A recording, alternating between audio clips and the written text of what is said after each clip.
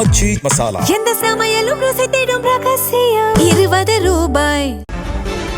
தாவேக அரசில் அமைச்சர்களாக பொறுப்பேற்ற வன்னியரசு மற்றும் ஷாஜகானுக்கு திமுக தலைவர் மு.க. ஸ்டாலின் வாழ்த்து தெரிவித்திருக்கிறார். அண்மை செய்தியை பார்க்கிறோம். இன்று காலையில் தாவேக அரசில் அமைச்சர்களாக விசிகாவின் வன்னியரசு, ஐயுஎம்எல்லின் ஷாஜகான் ஆகியோர் பொறுப்பேற்றனர். இந்த நிலையில் அவர்களுக்கு மு.க. ஸ்டாலின் வாழ்த்து தெரிவித்திருக்கிறார். தங்களது அரசியல் முடிவை தீர்மானிக்கும் உரிமை எந்த கட்சிக்கும் உண்டு என்று தெரிவித்திருக்கிறார் ஸ்டாலின். கூடுதல் விவரங்களை செய்தியாளர் ரமேஷிடம் கேட்டு பெறலாம். ரமேஷ், ஸ்டாலினின் வாழ்த்து செய்தியை பார்க்கிறோம். தங்களோட அரசியல் முடிவை தீர்மானிக்கிற உரிமை எந்த கட்சிக்கும் உண்டு அப்படின்னு சொல்லியிருக்கிறாரு. கூடுதல் விவரம் என்ன? அதாவது எந்த திமுக தொண்டர்களும் இந்த நேரத்தில் யாரையும் புண்படும்படி கடும் சொற்களை பேச வேண்டாம் என்பதுதான் உங்கள் தலைவராக எனது வேண்டுகோள் என்று திமுக தலைவர் கேட்டுக் கொண்டிருக்கிறார். பேரறிஞர் அண்ணா வழியிலும் கலைஞர் வழியிலும் வந்தவர்கள் நாம், அதை மறந்திட வேண்டாம். அதே போல நல்லதை பாராட்டி அல்லதை விமர்சிக்கும் ஆக்கப்பூர்வமான எதிர்க்கட்சியாக செயல்படுவோம் என்று சொல்லியிருக்கிறார்.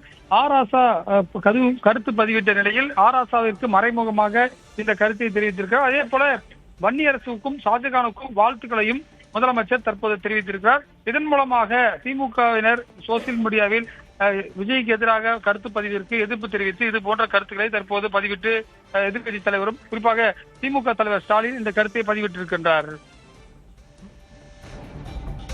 யாரையும் புண்படுத்தும்படி கடுஞ்சொற்களை பேச வேண்டாம் என்று திமுகவினருக்கு மு.க. ஸ்டாலின் அறிவுறுத்தி இருக்கிறார். அண்மை செய்தியை பார்க்கிறோம். சமூக வலைதளத்தில் விமர்சன மோதல்கள் எழுந்திருக்கிற நிலையில் தற்போது கடுஞ்சொற்களை பேச வேண்டாம் என்று மு.க. ஸ்டாலின் அறிவுறுத்தி இருக்கிறார். நல்லதை பாராட்டி அல்லதை விமர்சிக்கும் ஆக்கப்பூர்வமான எதிர்க்கட்சியாக செயல்படுவோம் என்று தெரிவித்திருக்கிறார். இந்த நேரத்தில் யாரையும் புண்படுத்தும்படி கடுஞ்சொற்களை பேச வேண்டாம் என்று தெரிவித்திருக்கிறார் மு.க. ஸ்டாலின்.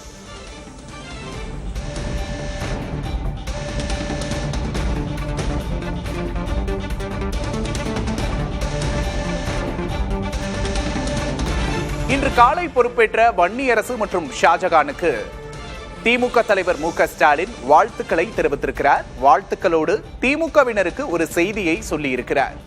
அண்மை செய்தியை பார்க்கிறோம். இந்த நேரத்தில் யாரையும் புண்படுத்தும்படி கடுஞ்சொற்களை பேச வேண்டாம் என்று மு.க. ஸ்டாலின் தெரிவித்திருக்கிறார்.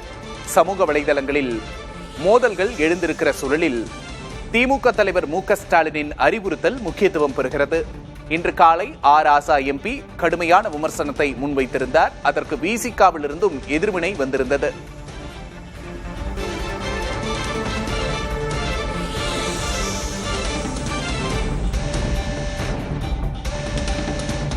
தங்களது அரசியல் முடிவை தீர்மானிக்கும் உரிமை எந்த கட்சிக்கும் உண்டு என்று தெரிவித்திருக்கிறார் மு.க. ஸ்டாலின்.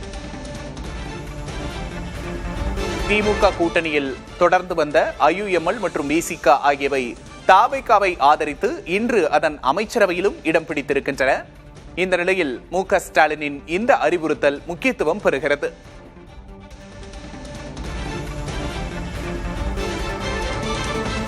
கடுஞ்சொற்களை பேச வேண்டாம் என்று திமுக தொண்டர்களை திமுக தலைவர் மு.க. ஸ்டாலின் கேட்டுக் கொண்டிருக்கிறார்.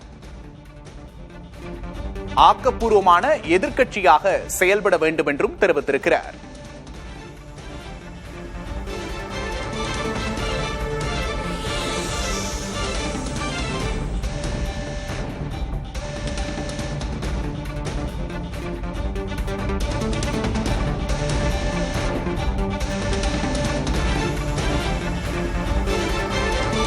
தாவேக அமைச்சரவையில் விசிக முஸ்லிம் லீக் இடம்பெற்றதை ஆராசா இன்று கடுமையாக விமர்சித்திருந்தார்.